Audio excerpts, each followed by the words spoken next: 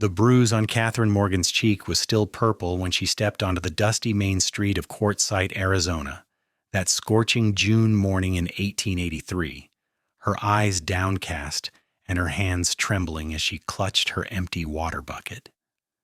The desert sun beat down mercilessly on the small mining town, making the air shimmer above the sandy ground, and she could feel the weight of curious stares from the handful of people going about their business. She had made the mistake 3 days ago of responding when Mr. Henderson, the dry goods merchant, had asked her a simple question about whether she needed thread, and her husband Gustav had seen the entire exchange through the shop window. What followed that evening behind their small adobe house had left marks that no amount of powder could hide, and Katherine had learned once again that speaking to any man without Gustav's explicit permission was considered an unforgivable transgression in his eyes. She moved quickly toward the town well, keeping her gaze fixed on the ground, praying that she could draw her water and return home without incident.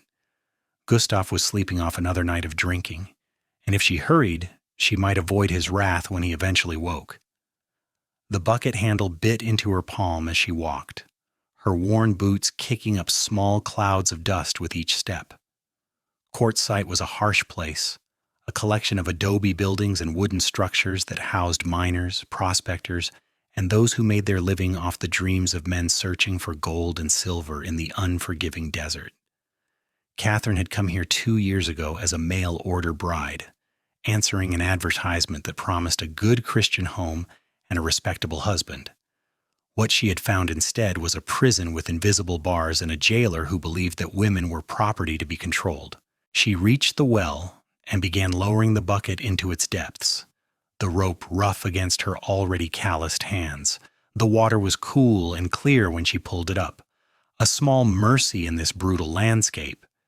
As she bent to pour it into her own bucket, she heard the sound of hooves approaching and instinctively tensed, preparing to flee if necessary. A shadow fell across her, and she looked up despite herself, squinting against the bright sunlight. The man on horseback was tall and lean, with sun-bronzed skin and dark hair that fell almost to his shoulders beneath a well-worn hat. He sat his horse with the easy confidence of someone who had spent most of his life in the saddle, and his eyes were a striking blue that seemed almost startling in his weathered face. He looked to be perhaps 25 or 26 years old, and there was something in his expression that spoke of kindness rather than the hardness she had grown accustomed to seeing in the men of this town. "Morning, miss," he said, his voice low and pleasant. "Mind if I water my horse?" Katherine's heart began to race. She should not respond. She should simply step aside and let him do what he needed to do without acknowledgement. But something in his polite tone and the way he had called her miss rather than assuming she was married made her lips part before she could stop herself. "Of course," she said quietly, then immediately regretted it, her eyes darting around to see if anyone had witnessed her speaking to this stranger. The man dismounted with fluid grace and led his horse to the trough beside the well. As he came closer, Katherine noticed the details that marked him as a working cowboy rather than a miner. The leather chaps worn smooth from long days in the saddle, the rope coiled expertly at his hip, the way his hands moved with practiced efficiency as he drew water for his animal. He seemed to sense her nervousness because he gave her a gentle smile. "Name is Parker Young, sar," he said. "Just passing through from Texas, heading north to some ranch work near Prescott." Katherine knew she should not continue this conversation, but there was something so disarmingly normal about his introduction that she found herself responding before she could think better of it. "Katherine Morgan," she said, her voice barely above a whisper. "Pleasure to meet you, Mrs. Morgan," Parker said, noting the simple ring on her left hand. "That is quite a bruise you have got there. Hope you're all right." The concern in his voice was so genuine that Katherine felt tears prick at her eyes, and she quickly turned away, pretending to adjust her bucket. "I am fine," she lied, the words automatic after 2 years of practice. "I should be going." She had just picked up her bucket when she heard the voice that made her blood run cold. "Katherine!" Gustav Morgan stood in the doorway of their house 50 yards away, his bulk silhouetted against the darkness inside.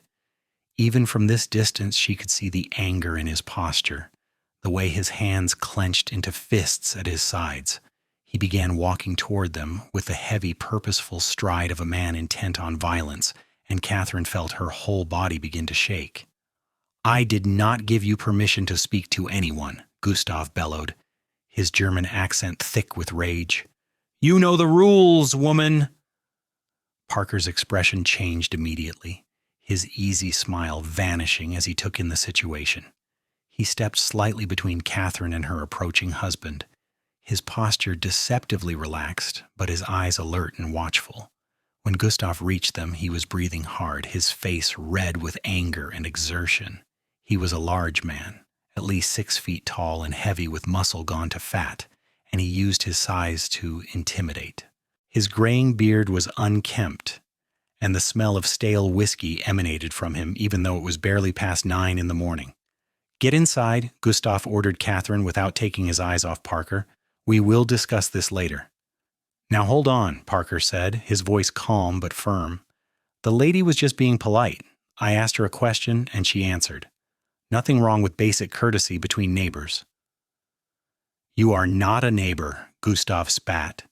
"You are a stranger, and my wife knows she is not to speak to men without my permission. This is not your concern." Katherine stood frozen, her bucket clutched to her chest like a shield.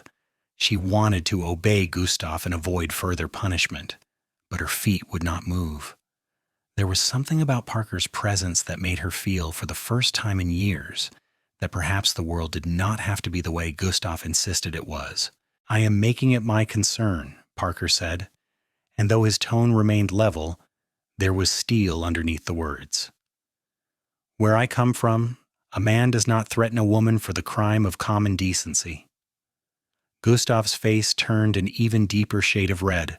"Where you come from does not matter here. This is my wife, my property, and I will handle her as I see fit. Now get on your horse and ride out before I teach you to mind your own business." Parker did not move. Instead, he turned slightly to address Katherine directly. "Madam, I want you to know something. You have got the right to speak to whoever you choose. Any man who tells you different is wrong, plain and simple. You understand me?" The words hit Katherine like a physical force. Speak to whoever you choose. The concept was so foreign, so radical after 2 years of Gustav's rules and restrictions that she could barely process it.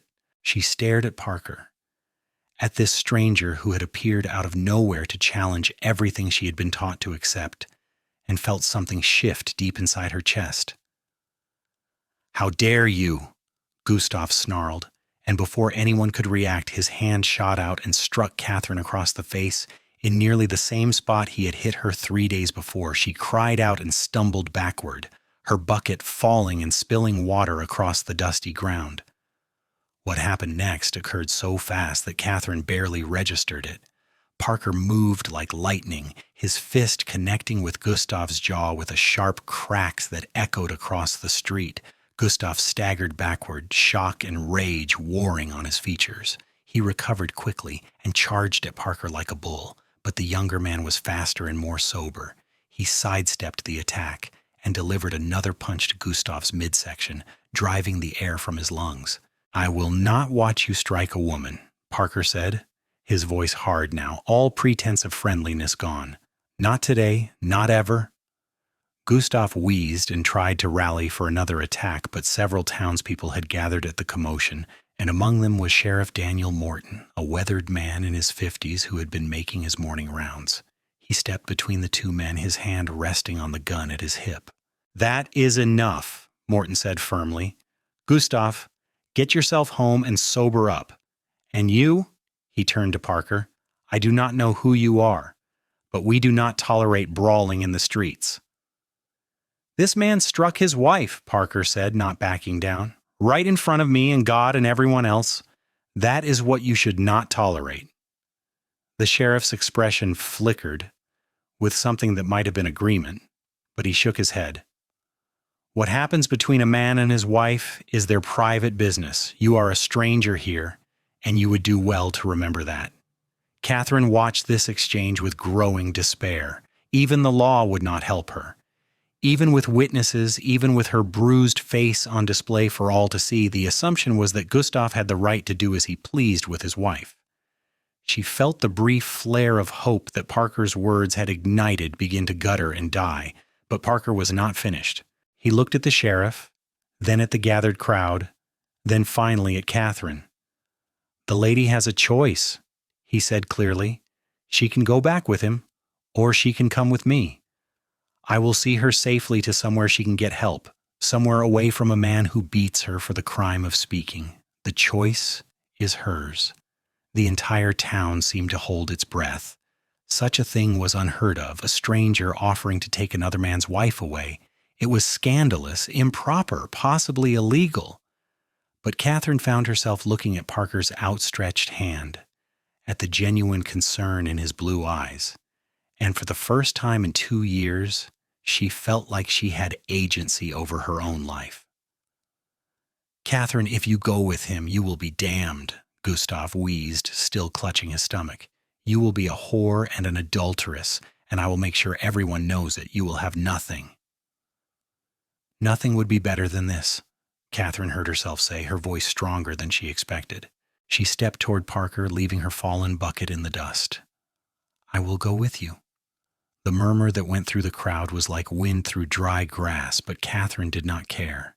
She had made her choice, and even if it led to damnation, at least it would be her own damnation and not one imposed by a man who viewed her as property. Parker nodded once, his expression serious, and helped her up onto his horse before mounting behind her. "This is kidnapping," Gustav shouted, finding his voice again. "Sheriff, arrest this man."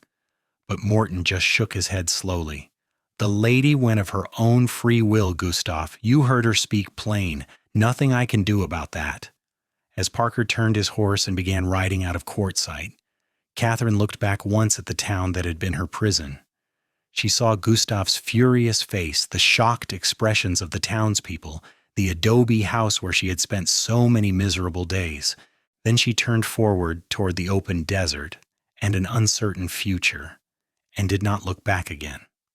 They rode in silence for the first hour, the horse moving at a steady pace away from the town and into the wild desert landscape. The sun climbed higher, and the heat became oppressive, but Parker seemed to know where he was going. Eventually, he guided the horse toward a rocky outcropping that provided some shade and dismounted, helping Katherine down with gentle hands. "We will rest here for a bit," he said. "Let the horse recover and wait out the worst of the midday heat. You all right?"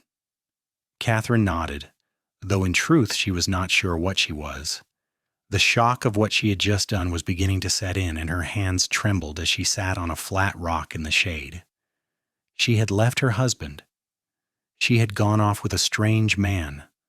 By the standards of every moral code she had been raised with, she had just committed an unforgivable sin, and yet touching her bruised cheek gently, she could not bring herself to regret it.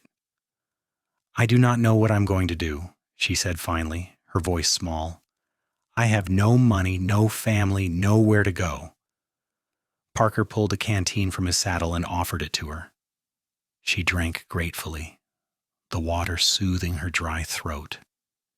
He sat down on another rock, keeping a respectful distance between them, and removed his hat to wipe sweat from his forehead. "Well," he said thoughtfully, "I was heading to Prescott for work at the Rocking Y Ranch.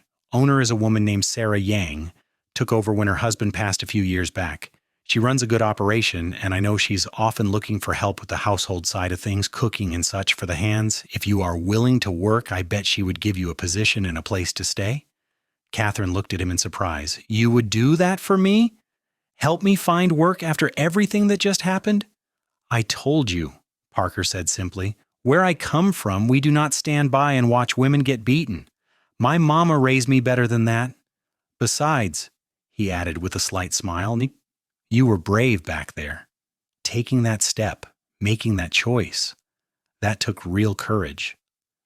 "It did not feel like courage," Katherine admitted. "It felt like desperation." Sometimes they are the same thing, Parker said. The point is, you did it. You chose yourself over a man who was hurting you. That matters. They sat in companionable silence for a while, and Katherine found herself studying her unlikely rescuer. Parker Young was not like the men she had known in Quartzsite or back in Missouri where she had grown up. There was a gentleness to him that did not diminish his obvious strength, a respect in the way he looked at her that she had not experienced in years. He was handsome too, she admitted to herself, with those striking blue eyes and the strong line of his jaw. But more than his appearance, it was his character that drew her attention. He had risked himself for a stranger, had stood up to Gustav and challenged the entire town's assumptions about a man's rights over his wife. "Why did you do it?" she asked suddenly. "Really? You could have just watered your horse and ridden on. You could have ignored the whole situation." Parker was quiet for a long moment, staring out at the desert landscape.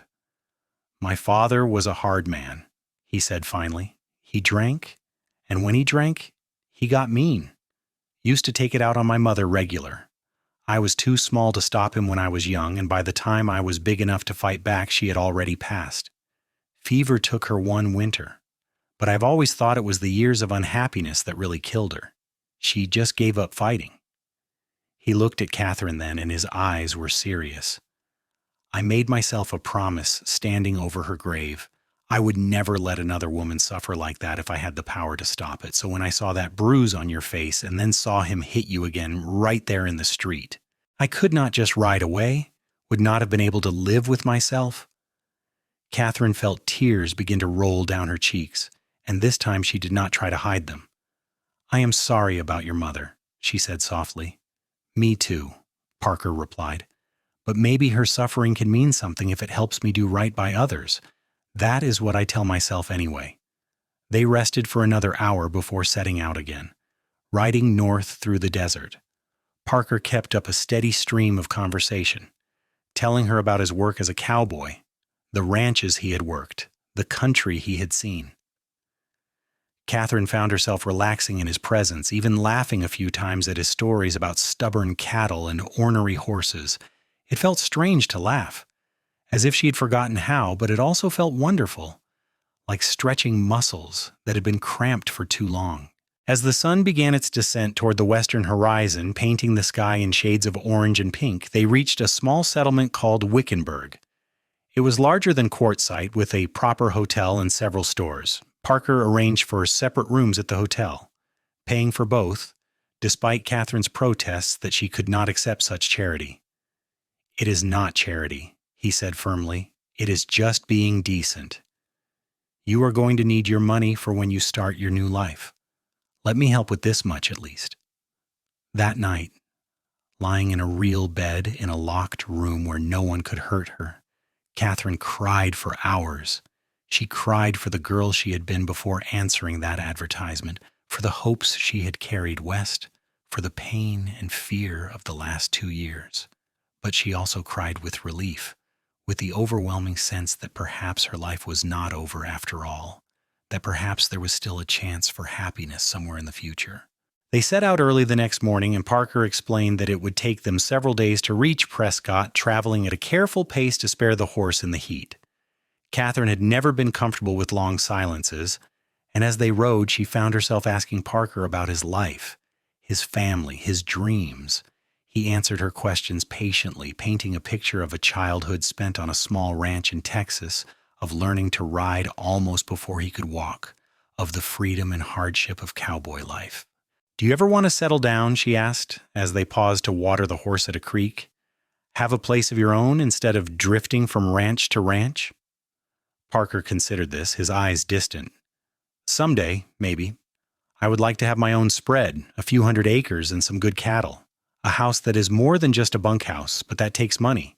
And cowboy wages do not stretch that far. I have been saving what I can, but it will be years yet before I have enough." "A family?" Katherine asked, then blushed, realizing how forward the question was. "I apologize, that is too personal." "No, it is all right," Parker said with a smile. "Yes, I would like a family someday, a wife who is a partner, not property. Children to teach and watch grow. The kind of home my mother always deserved but never had. He glanced at Katherine. What about you? After everything you have been through, do you still want those things? Katherine thought about it carefully. I do not know, she admitted. 2 years ago, I wanted nothing more than a husband and children and a home. But Gustav took those dreams and twisted them into something ugly. I'm not sure I can trust those feelings anymore. I understand that, Parker said gently. But maybe someday, when you have had time to heal, you will find that the dreams were not wrong.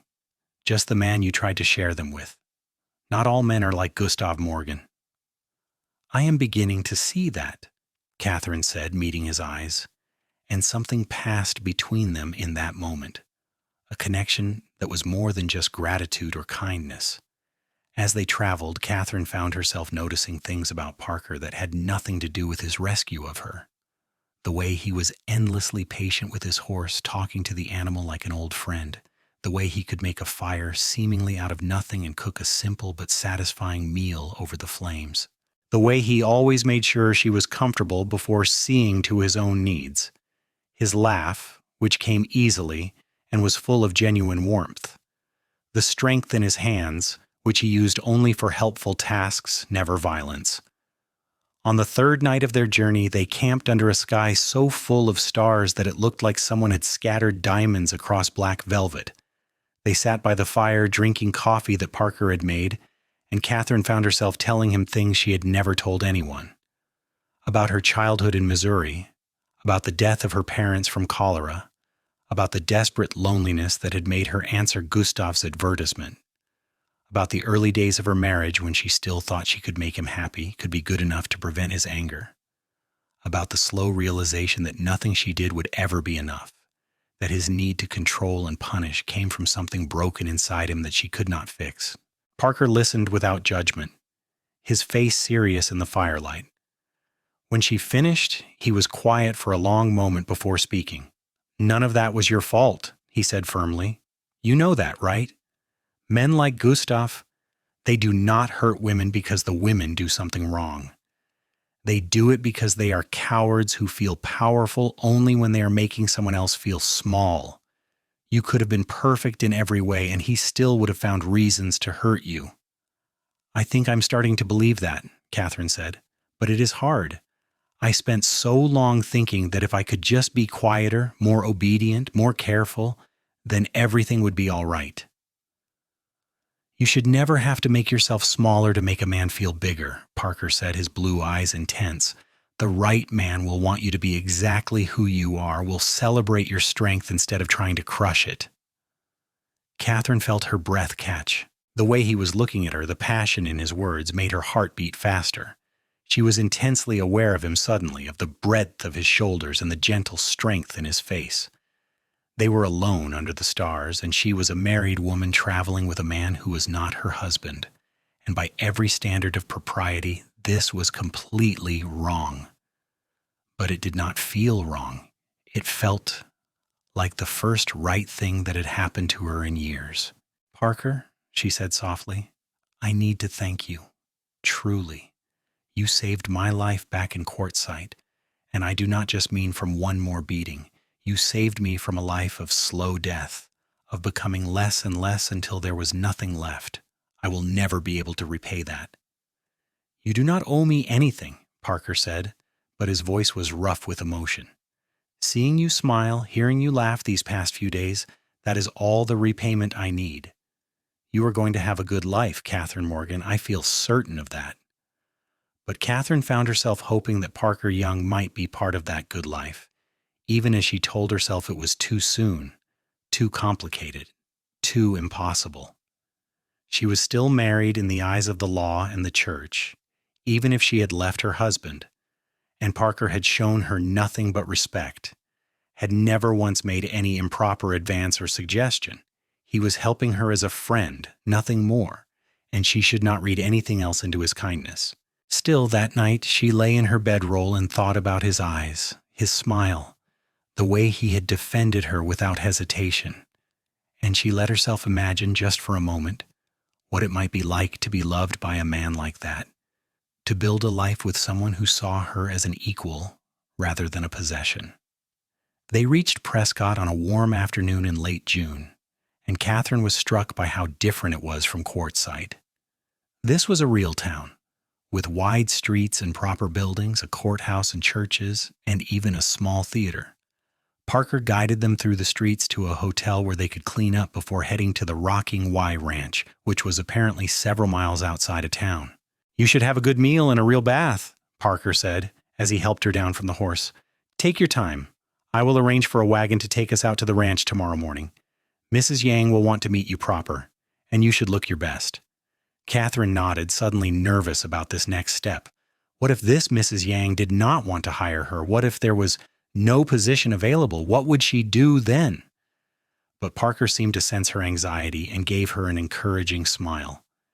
"It is going to be fine," he said. "Trust me. Sarah Yang is good people. She will see what I see in you." "And what is that?" Katherine asked before she could stop herself. Parker's expression softened. "Someone strong, someone brave, someone who deserves a chance to be happy." That night, soaking in a real bathtub for the first time in what felt like forever, Katherine let herself cry again. But these were different tears than the ones she had shed in Wickenburg. These were tears of release, of letting go of the woman she had been forced to become and beginning to reclaim the woman she actually was. She scrubbed her skin until it was pink, washed her hair until it shone, and when she looked at herself in the small mirror, she saw someone different than the scared, beaten-down woman who had stood at the well in Quartzsite. There was light in her eyes again, color in her cheeks beyond the fading bruise. She looked alive. The next morning, Parker drove them out to the Rocking Y Ranch in a rented wagon. The property was beautiful, nestled in a valley with mountains rising in the distance. There were several buildings, including a large barn, a bunkhouse, corrals full of horses, and a main house that was solid and well-maintained. As they pulled up, a woman emerged from the house, and Katherine immediately understood why Parker spoke of her with such respect. Sarah Yang was perhaps 40 years old, with silver threading through her dark hair and a face that showed both kindness and steel. She was dressed practically in a split riding skirt and boots, and she moved with the confidence of someone who knew exactly who she was and what she was capable of. Her eyes, sharp and intelligent, took in Katherine's bruised face and worn dress with one quick glance, and her expression softened with understanding. "Mrs. Yang," Parker said, climbing down from the wagon and removing his hat. "Good to see you again. I hope you do not mind me arriving early, but I have brought someone who needs help, and I thought you might have work for her." "Parker Young," Sarah said with a warm smile. "You are always welcome here, you know that." "And who is this?" "Katherine Morgan, madam," Katherine said, climbing down from the wagon before Parker could help her, wanting to show that she was capable. "Parker thinks I might be useful to you as household help, cooking and cleaning and such. I am a hard worker, and I learn quick." Sarah's eyes met hers, and Katherine had the feeling of being truly seen for the first time in years. This woman understood, without needing explanations, exactly what Katherine was running from and what she needed. "Come inside," Sarah said. "Let us have some coffee and talk properly. Parker, you can stable your horse and join us when you're ready." Inside the house, Katherine was struck by how comfortable it was. The furniture was well made but not fancy, everything arranged for utility rather than show. There were books on the shelves, curtains at the windows, and a general sense of a place that was lived in and loved. Sarah poured coffee and set out fresh bread and butter, then sat across from Katherine at the large kitchen table. "Tell me your story," Sarah said simply. "I can see you have had a hard time of it, and I can guess at some of what has happened, but I want to hear it from you." So Katherine told her, leaving out nothing. The mail-order marriage, Gustav's rules and restrictions, the beatings, the final confrontation at the well, Parker's intervention in their journey north. Sarah listened without interrupting, her face grave, and when Katherine finished, she reached across the table and took her hand. "You are safe here," she said firmly. "I know what it is like to be at the mercy of a man who sees you as less than human. My first husband, before I married Henry Yang, was cut from the same cloth as your Gustav. It took me 5 years to find the courage to leave, and I nearly did not survive it. So when I say I understand, I mean it truly. Parker said you might have work for me, Katherine ventured. I do not need much, just a place to sleep and enough money to eventually start over somewhere. I have work, Sarah confirmed. I have 6 ranch hands plus Parker now that he is joining us, and they all need feeding 3 times a day. My cook left last month to get married, and I have been managing it myself. But I have enough to do running this ranch without adding meal preparation to the list. If you can cook for 8 people and keep the house clean, I will give you room and board plus $30 a month. That is fair wages, and I will not cheat you. $30 a month was more than Katherine had dared hope for. I accept, she said quickly. When do you want me to start? How about right now, Sarah said with a smile. The hands will be coming in for lunch in a couple of hours, and I can show you around the kitchen. You can take the room off the kitchen. It is small but private with a good lock on the door. No one will bother you there. A room with a good lock. Katherine had not realized how much she needed that until Sarah said it. Thank you, she whispered, feeling tears threaten again. Thank you so much. Thank me by making something delicious for lunch, Sarah said practically, and by letting yourself heal. You have a home here for as long as you need it, Katherine. I mean that. Parker joined them then, and Sarah immediately started telling him about where he would bunk and what his duties would be. He would be working primarily with the horses, breaking the wild ones that Sarah bought cheap and training them for sale to the army and to other ranchers. It was skilled work that required patience and expertise, and from the way Sarah talked, it was clear she valued Parker's abilities highly. Over the next few weeks, Katherine settled into life at the rocking Y Ranch. She woke before dawn each day to prepare breakfast for the hands, made lunch, and then dinner, learning what they liked and how much these hard-working men could eat. She cleaned the main house, did laundry, and gradually began to feel useful again, to take pride in work well done. The ranch hands were respectful toward her, following Sarah's no-nonsense rules about behavior, and Katherine began to relax, to feel safe. But if she was honest with herself, the person she looked forward to seeing most each day was Parker. He came in with the other hands for meals, but often lingered after, helping her wash dishes or carry water, talking about his day with the horses. There was an ease between them that continued to grow, a friendship that was deepening into something more whether either of them was ready to acknowledge it or not. One evening in late July, after the dinner dishes were done, and the other hands had gone to the bunkhouse, Parker asked Katherine if she wanted to walk with him. They strolled through the ranch grounds as the sun set, painting everything in shades of gold and red, and Katherine felt more at peace than she could ever remember feeling. You look happy, Parker observed. This place agrees with you. It does, Katherine agreed. Sarah is wonderful, and the work is hard but satisfying. I feel like myself again, like I'm becoming the person I was always meant to be. I am glad, Parker said, and the warmth in his voice made her look up at him. You deserve to be happy, Katherine.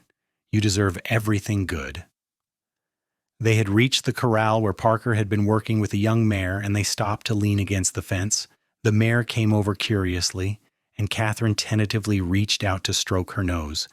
The horse allowed it, and Katherine smiled at the small victory. She is beautiful, Katherine said. What is her name? I call her Phoenix, Parker said, because Sarah bought her from a man who had given up on her.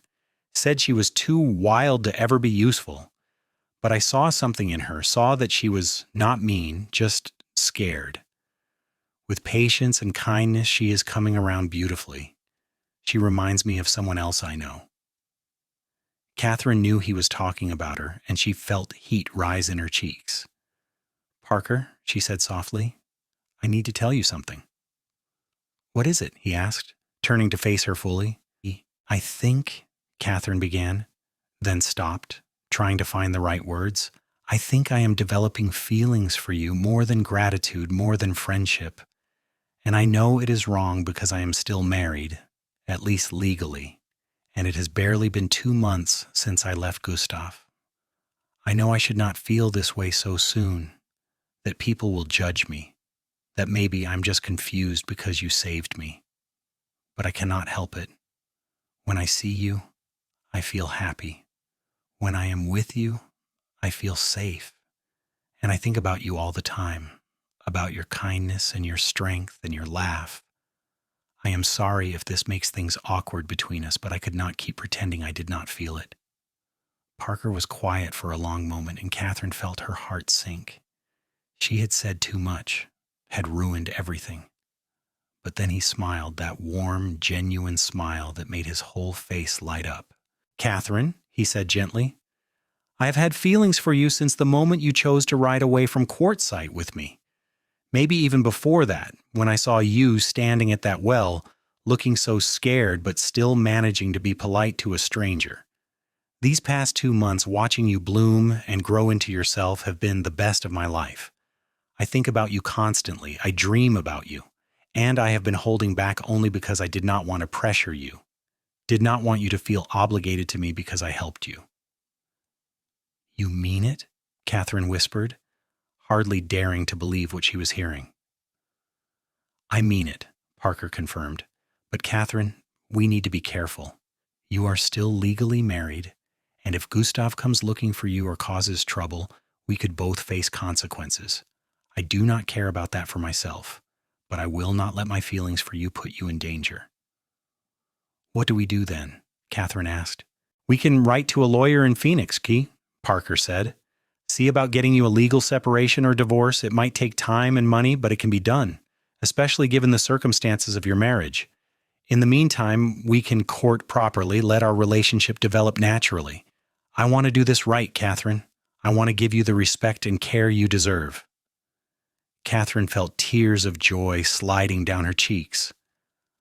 "I would like that very much." Parker reached up and gently wiped away her tears with his thumb. "May I kiss you?" he asked softly. "Yes," Katherine breathed, and when his lips met hers, it was nothing like the rough, demanding kisses Gustav had forced on her. This was gentle and sweet, full of promise and respect and genuine affection. When they parted, Katherine was smiling wider than she had ever smiled in her life. "I am going to marry you someday, Katherine Morgan," Parker said, still holding her face gently between his hands. "If you will have me. I am going to give you the life you deserve, the home and family and happiness you were always meant to have."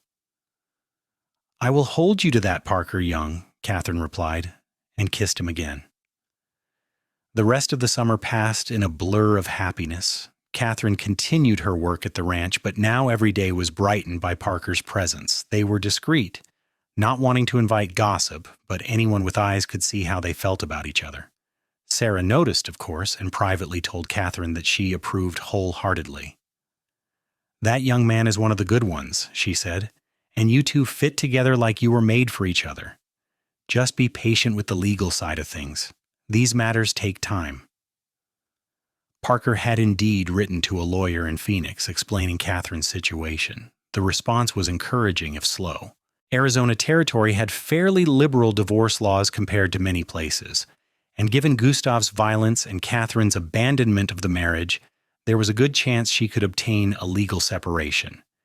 It would take at least 6 months, possibly longer, but it was possible.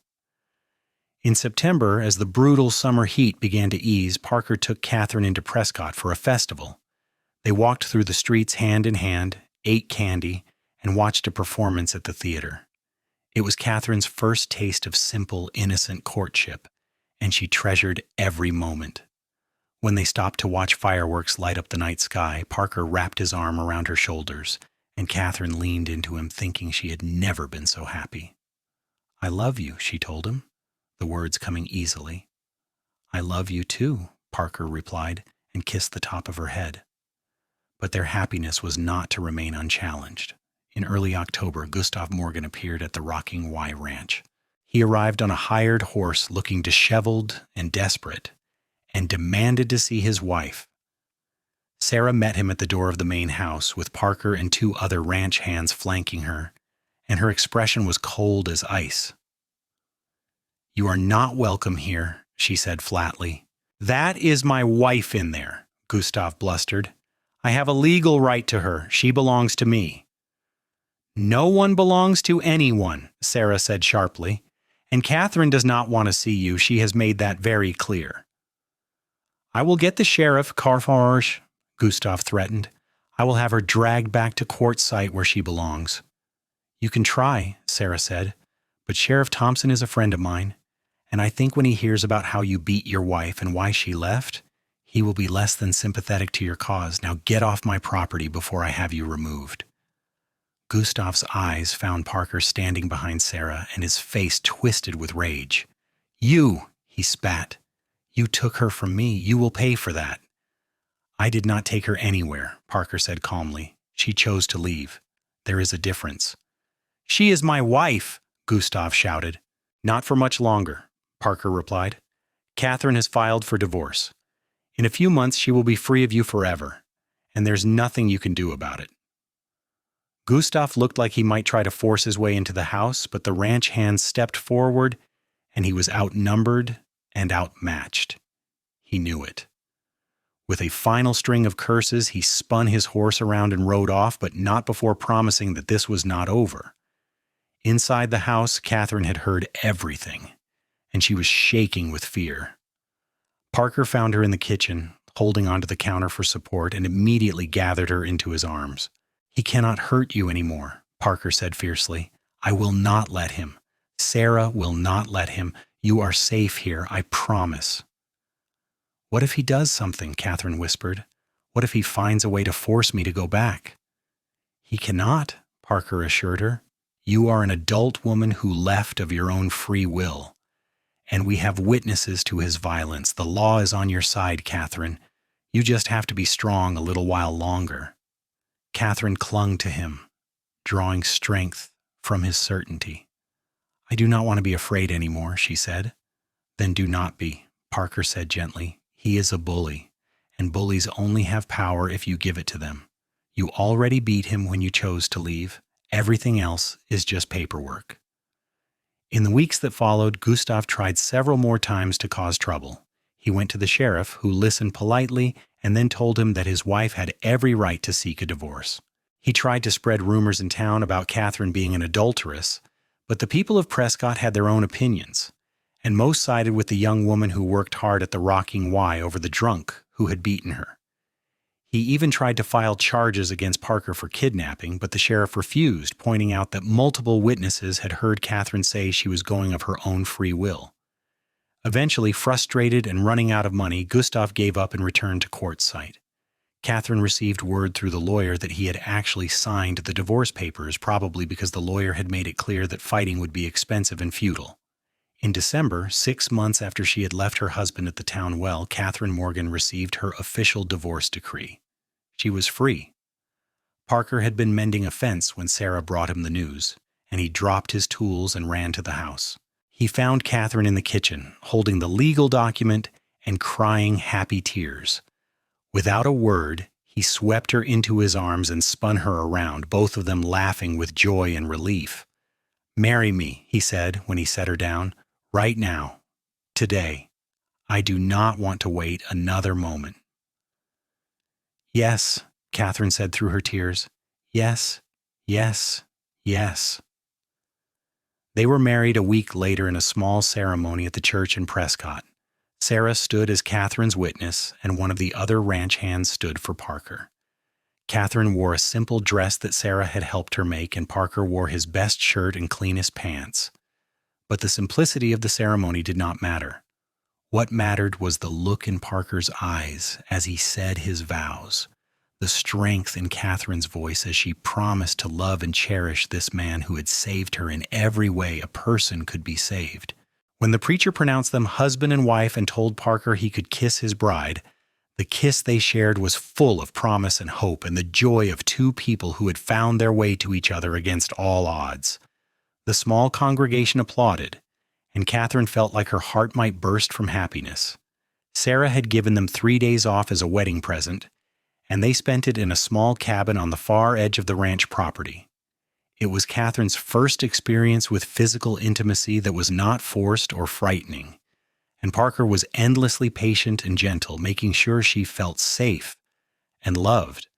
When he held her afterwards, stroking her hair and murmuring how much he loved her, Katherine finally understood what marriage was supposed to be.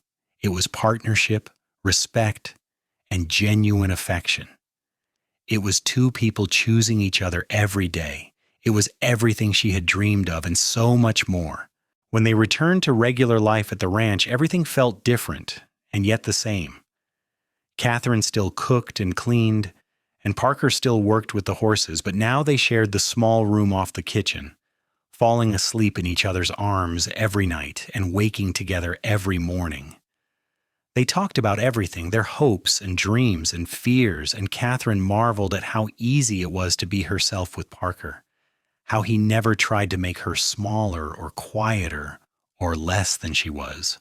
In the spring of 1884, Sarah called them both into her office in the main house. She had a serious expression on her face, and for a moment Katherine worried that something was wrong. But then Sarah smiled and pushed a document across the desk. "I have been thinking," she said, "about the future of this ranch. I'm not getting any younger, and I do not have children to leave it to. You two have become like family to me this past year. So I have had papers drawn up. I am deeding you 500 acres on the north section of the property. It is good land with water and grazing, enough to start your own small ranch if that is something you want." Parker and Katherine stared at the document in shock. "Sarah, we cannot accept this," Parker said. "It is too much." "You can and you will," Sarah said firmly. "Consider it a wedding present and payment for all your hard work. I know you have been saving to buy your own place, Parker, and this will give you a head start. You can build a house, run some cattle, and still help me out here when I need it. It is perfect." Katherine felt tears streaming down her face again. "Why are you doing this for us?" "Because you remind me that good people deserve good things," Sarah said simply. "And because I can. Now stop crying and start planning. You have a ranch to build." Over the next year, Parker and Katherine worked harder than they ever had in their lives. With the help of the other ranch hands and some hired help from town, they built a small but sturdy house on their land. It had 3 bedrooms, a real kitchen, a front porch with a view of the mountains, and a bedroom with a door that locked from the inside, though Katherine found she never needed to use that lock. She felt safe every moment she was with Parker. They bought a small herd of cattle and some chickens. They planted a garden. They made friends in Prescott and became part of the community. And through it all, they built their marriage, learning each other's rhythms and quirks, supporting each other through hard days and celebrating the good ones. In the fall of 1885, Katherine realized she was pregnant. She was terrified at first, remembering how Gustav had said he wanted children only so he would have someone else to control. But Parker's reaction erased those fears. He was overjoyed, gentle, and protective without being overbearing. He talked to her belly at night, telling their unborn child about the ranch and the horses and how loved they already were. Their son was born in May of 1886, a healthy baby boy with his father's blue eyes and his mother's dark hair. They named him Thomas Parker Young, and Katherine thought she had never seen anything more beautiful than the sight of her strong cowboy husband cradling their tiny son with infinite gentleness. "He is perfect," Parker whispered, tears streaming down his face, "just like his mama." "He has your eyes," Katherine said, exhausted but happy. "He is going to be just like you." "God help us all then," Parker joked, and they both laughed softly, careful not to wake the baby. Thomas was followed 2 years later by a daughter they named Sarah Katherine Young, after the 2 women who had helped shape their new life. And 2 years after that, another son arrived, whom they named James. Their house filled with the chaos and joy of children, and Katherine marveled at the difference between this life and the one she had left behind in Quartzsite. Here, she was valued and loved. Here, her opinions mattered. Here, she could speak to whoever she chose, laugh as loud as she wanted, and be fully herself. Parker was everything she had dreamed a husband could be. He was gentle with the children, teaching them to ride and rope with endless patience. He consulted Katherine on every major decision about the ranch, valuing her input. He never raised his voice in anger, never lifted a hand except in affection. He told her he loved her every single day, and she believed him because she could see it in everything he did. One evening in the summer of 1891, after the children were asleep and they were sitting on their porch watching the sunset, Katherine reflected on how far she had come. It had been 8 years since that day at the well in Quartzsite. 8 years since a blue-eyed cowboy had told her she could speak to whoever she chose and changed her life forever. "What are you thinking about, Ears?" Parker asked, taking her hand in his. "About how lucky I am," Katherine said. "About how different my life could have been if you had not stopped at that well that day." "I was the lucky one," Parker said. "I found you, did I not? The bravest, strongest, most beautiful woman in Arizona." "You are biased?" Katherine teased. "Absolutely," Parker agreed with a grin. "And I am going to stay that way for the rest of my life." As the years continued to pass, their ranch prospered. They never became wealthy by any means, but they had enough. Enough land, enough cattle, enough love. Their children grew strong and healthy. Thomas showed his father's gift with horses. Sarah had her mother's strength and determination. James was the peacemaker, always finding ways to bring people together. Sarah Yang remained a constant presence in their lives, becoming a beloved grandmother figure to their children, even though she had no blood relation. She lived well into her 70s, and when she finally passed peacefully in her sleep in 1895, she left the remainder of the Rocking Y Ranch to Parker and Katherine. They renamed it the Young Ranch and continued to run it with the same integrity and care that Sarah had taught them. Gustav Morgan, they learned through occasional news from Quartzsite, had drunk himself to death in 1887. Katherine felt nothing when she heard this news, not sadness or joy or even relief. That chapter of her life was so completely closed that even his death could not affect her. She was Katherine Young now, not Katherine Morgan, and that frightened girl at the well might as well have been a different person entirely. In 1900, as the new century dawned, Parker and Katherine celebrated their 15th wedding anniversary. Their children were now 14, 12, and 10, growing up with the confidence and security that came from being raised by parents who loved each other and them. The ranch was thriving, and they had built a good life in every sense of the word. 15 years, Parker said, holding Katherine close as they danced to music from the small party they had thrown. "And I love you more today than I did the day we married." "Only because you know me better," Katherine said, smiling up at him. "All my flaws and imperfections." "I love those too," Parker said. "Every single part of you. You know that, right? You are the best thing that ever happened to me." "You saved my life," Katherine said, not for the first time. "No," Parker corrected gently, as he always did. "You saved your own life when you chose to leave. I just happened to be there to offer you a ride. The courage was all yours." They continued to dance under the stars, surrounded by the life they had built together, and Katherine felt a profound sense of gratitude. Not just for Parker, though he was the center of her world, but for her own strength. For the decision she had made that day at the well to choose herself, to believe she deserved better. For the journey that had brought her here, to this moment, to this life. As their children grew older and eventually started lives of their own, Parker and Katherine grew older together. Their hair turned gray, their bodies slowed down, but their love never diminished. They still sat on their porch every evening, holding hands and watching the sunset. They still told each other they loved each other every day. They still looked at each other with the same warmth and affection that had marked their relationship from the beginning. Thomas eventually took over most of the ranch operations, having inherited his father's skill with horses and livestock. He married a school teacher from Prescott, and they gave Parker and Katherine their first grandchildren. Sarah married a doctor and moved to Phoenix, though she visited often. James became a lawyer, using his natural peacemaking abilities to help people resolve their disputes without violence. In 1915, as Parker and Katherine sat on their porch celebrating their 32nd wedding anniversary, they reflected on the incredible journey they had shared. They were in their 60s now, content, and surrounded by children and grandchildren who loved them. Do you ever think about that day in Quartzsite? Katherine asked, as she sometimes still did. Every day, Parker said, because it was the day I met you, the day my real life started. Mine too, Katherine said. Though I did not know it at the time, I was so scared. But so brave, Parker reminded her. You took a chance on a stranger and on yourself.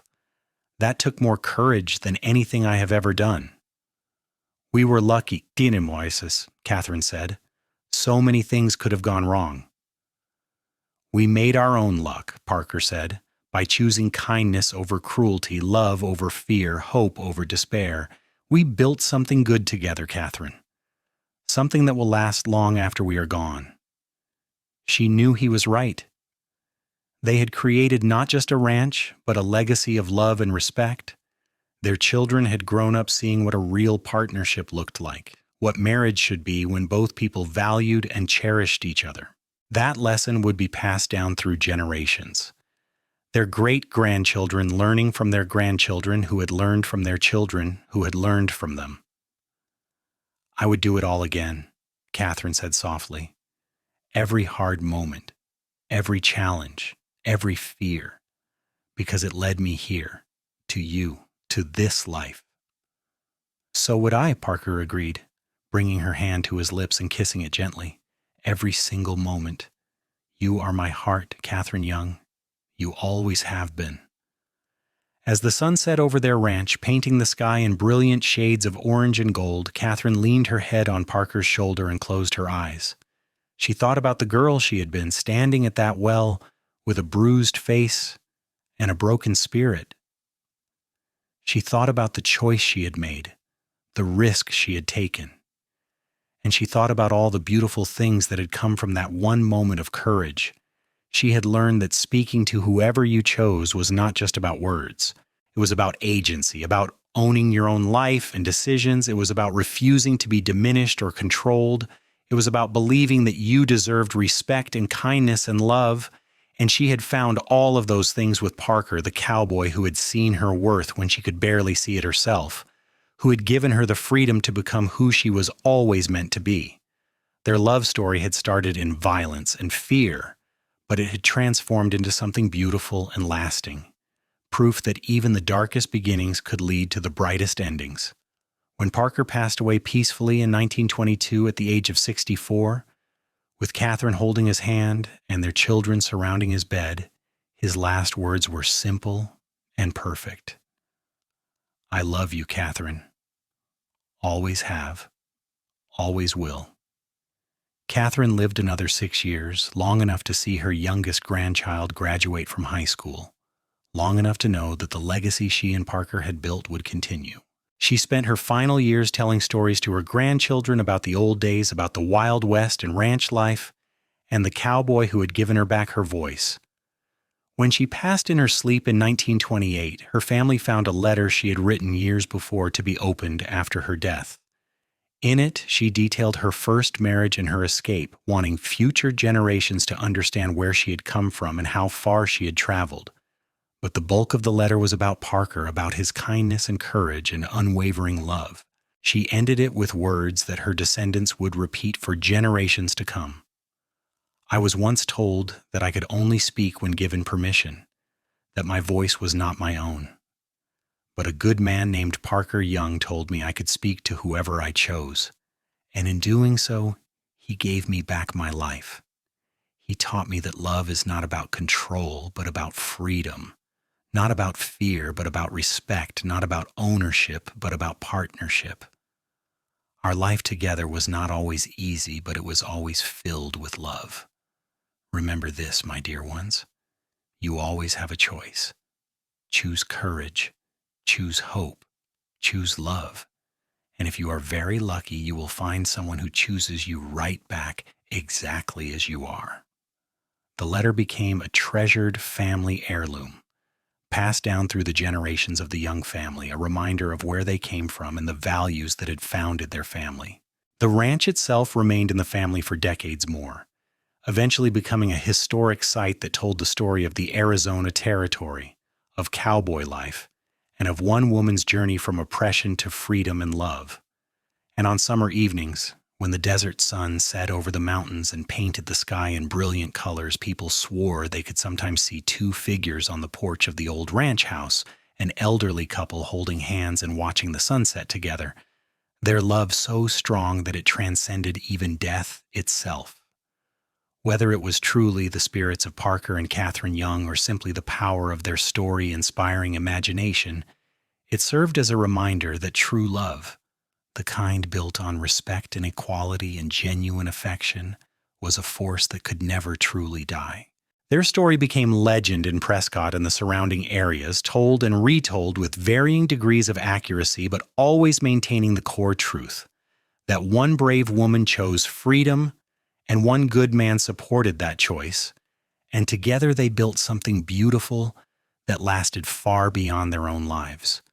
It was a love story for the ages, proving that even in the harsh and unforgiving landscape of the Wild West, kindness could triumph over cruelty, hope could overcome despair, and love could conquer all.